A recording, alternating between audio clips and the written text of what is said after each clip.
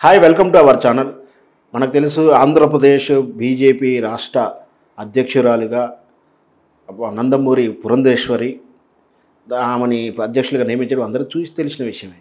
అయితే జరగబోయే 2024 ఎన్నికల్లో ఇది ఒక ఎత్తుగడగా, ఇది కీలక అంశం అవుతుందని, అందుకనే కావాలని బీజేపీ అధిష్టానం నందమూరి పురంధరేశ్వరిని ముందుకు తీసుకొచ్చినట్టుగా అంచనా వేస్తున్నాం.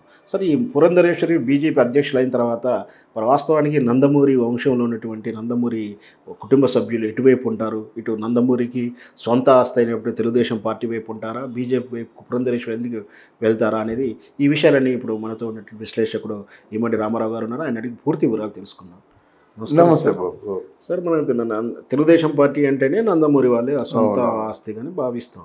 సో నారా చంద్రబాబు నాయుడు లీడ్ చేస్తున్నా దాని సపోర్ట్ మొత్తం కూడా నందమూరి కుటుంబాలంతా కూడా చంద్రబాబు నాయుడుకి మద్దతు ఇవ్వడం, మనకు ఎన్టీ రామారావు ఆ సంఘటనలో కూడా ఎన్టీ రామారావుని ఒక్కరిని ఒంటరి చేసి అందరూ కూడా తెలుగుదేశం పార్టీకే సపోర్ట్ చేశారు.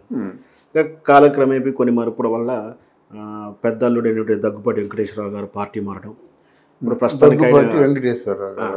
ప్రస్తుతానికి అతను క్రియాశీలక రాజకీయాల్లోకి లేకుండా అతను వైఎస్ఆర్పీ పార్టీ అభిమానిగాను వైఎస్ఆర్పీ పార్టీ నుండిగా భావించవచ్చు.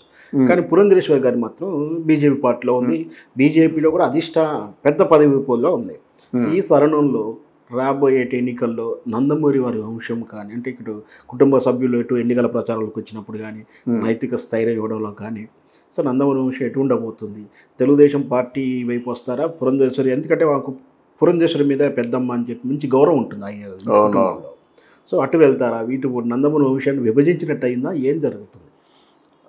అంటే ఇదే మీ ప్రశ్న అయితే, నాకు నందమూరి తారక రామారావు గారు, వారి ఇంట్లో ఉన్న త్రివిక్రమరావు గారు, వాళ్ళతో ఉన్నటువంటి నా అనుబంధం దృష్ట్యా పురంధరేశ్వరిని ఆయన చాలా ప్రేమించేవాడు.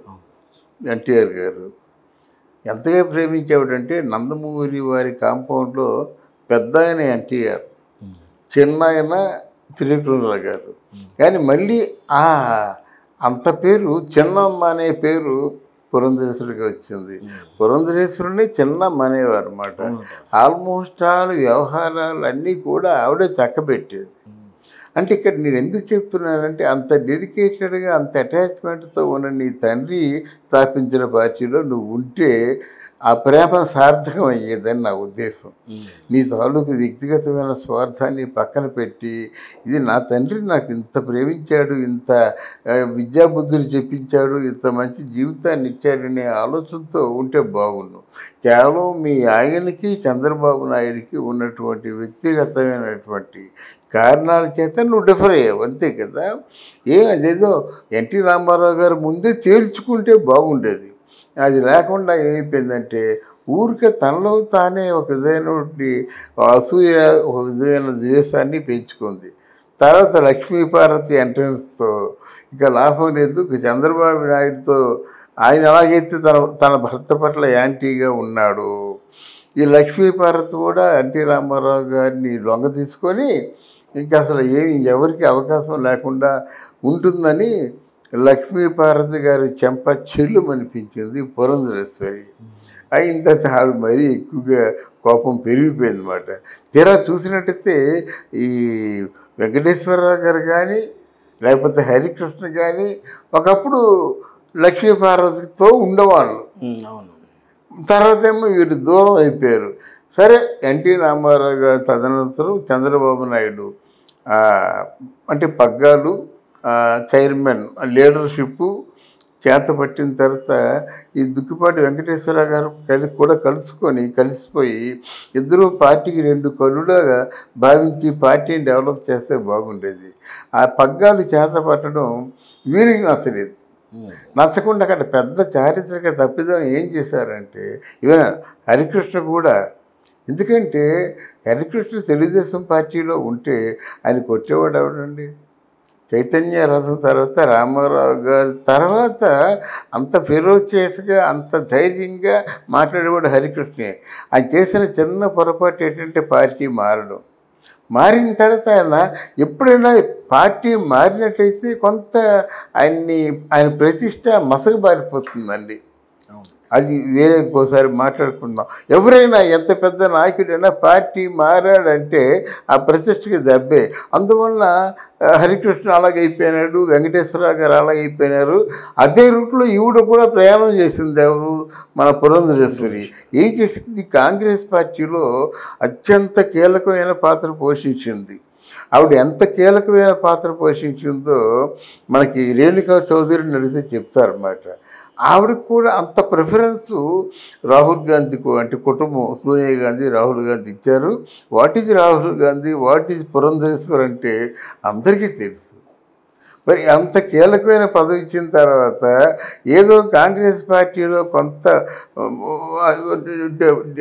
డెఫిసిట్ ఏర్పడింది, కొంచెం తగ్గుదల మొదలైందని తెలియగానే నువ్వు బీజేపీలో జంప్ చేశావు.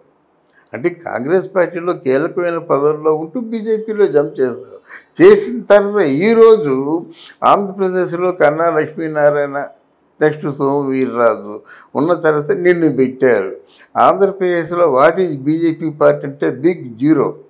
ఎవరో హరిబాబు వ్యక్తిగతమైన మంచితనంతో గెలిచాడు, కృష్ణకుమార్ రాజు ఎవరు ఉన్నారు వాళ్ళు గెలిచారు. కానీ ఇంకా మిగతా వాళ్ళు ఎవరు కూడా ఈరోజు కాంగ్రెస్ పార్టీకి బీజేపీ పార్టీకి ఓటేసే స్థితిలో లేరు. కాంగ్రెస్ పార్టీ ఉందా, బీజేపీ అంటూ ఒకటి ఉందా అని ప్రశ్నించే ప్రదేశం ఏదైనా ఉంది ఆంధ్రప్రదేశ్ అన్నమాట. అక్కడ నువ్వు మామూలుగా ఏదో బీజేపీ పార్టీకి నీ చైర్మన్ అంటే ఎవరు చూస్తారు? నీ మాట ఎవరు అంటారు? నీ మాట విని పార్టీకి ఎవరు ఓటేస్తారు ఆలోచించుకోవాలి. కనుక ఏదో మన ఈ పురంధరేశ్వరి బ్రహ్మ పదార్థం వండర్స్ చేసేది అనుకుంటే వాళ్ళ తాలూకు ఆ ప్లాన్ ఆఫ్ యాక్షన్లో ఉన్నటువంటి పెద్ద తప్పిదం ఏమైనా ఉందంటే బీజేపీ పార్టీకి అంతకుముందు మొదటి నుంచి సేవ చేస్తున్న వాళ్ళని పక్కన పెట్టేసి బీజేపీ పార్టీని నమ్ముకొని ఆస్తులు కోల్పోయిన వాళ్ళని, బీజేపీ పార్టీని నమ్ముకొని పూర్తిగా ఎన్నో అవమానాలు భరించే వాళ్ళని కూడా పక్కన పెట్టేసి ఈరోజు పురంధరేశ్వరికి ఇచ్చినట్టయితే ఏమి చేస్తుంది? తెలుగుదేశాన్ని భూస్థాపితం చేస్తానని ఇలా మాట్లాడతారు. భూస్థాపితం చేయడం మంచిదా? భూస్థాపితం చేయడం నీ చాలు లక్ష్యమా? ఒకవేళ భూస్థాపితం చేసినట్టయితే నీ తండ్రి, నిన్ను బాగా ప్రేమించినటువంటి తండ్రి ఆత్మ శాంతిస్తుందా? ఒకసారి నీకు నువ్వే ప్రశ్న వేసుకో. అంటే ఈరోజు లక్ష్మీపార్వతి చేసినటువంటి పేద మేజర్ బ్లండరే నువ్వు చేస్తున్నావు. లక్ష్మీపార్వతి ఏం చేయాలి? న్యాయంగా స్వామి నా దైవం ఇంకేదో వంకాయ గుడ్డు గూసు గోంగూర అనుకొని ఏం చేస్తుంది? పరాయివాడి పంతన చేరింది. మరి what is the difference in between Lakshmi Parvathi and Purandeswari? ఒక్కసారి ఆలోచించుకోవాలి. నువ్వు కాంగ్రెస్ పార్టీలో అమ్ముడుపోయావు, అక్కడి నుంచేమో బీజేపీలోకి వచ్చావు. ఏం ఉద్ధరిస్తావు? వదిలేస్తే మాత్రం అక్కడ నీ తండ్రి ఆత్మ శాంతిస్తుందా? నువ్వు మంచి చేస్తున్నా అవుతావా? ఒకసారి సూటిగా ప్రశ్నిస్తే ఆవిడ దగ్గర సమాధానం ఉండదు. వ్యక్తిగతమైన లబ్ధి కోసం అన్నమాట. ఈ మధ్యలో తన కొడుకునేమో ఇది మన వైఎస్ఆర్సీపీలో చేర్పించింది, డిపాజిట్లు కూడా రాలేదన్నమాట. ఎవరికైతే ఇట్లాంటి పార్టీ ఫిరాయింపులు, ఎవరికైతే రాజకీయ లబ్ధి చూసుకుంటారో వాళ్ళు జనం క్షమించారండి. జనము ఆవిడని గెలిపించారన్నమాట. అంతే. ఆవిడ తాలూకు ఉనికికే ప్రమాదకరం ఏర్పడిందని నేను అనుకుంటున్నాను. Thank you sir. Thank you.